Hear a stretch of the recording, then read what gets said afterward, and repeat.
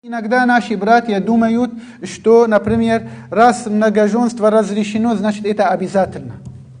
Один приходит ко мне и говорит, многоженство разрешено. Я говорю, да, разрешено. Значит, почему мы не делаем? Я говорю, а кто тебе сказал, что если разрешено, значит ты обязан это делать?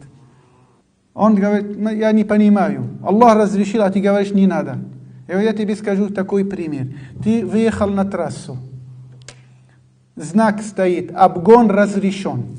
Но по встречной едет машина. Ты что, сделаешь обгон? Ты же не будешь обгонять.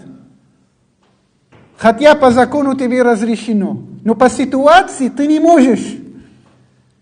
Правильно или нет? То же самое шариат. По закону тебе можно, но по ситуации жизни тебе это нельзя сейчас.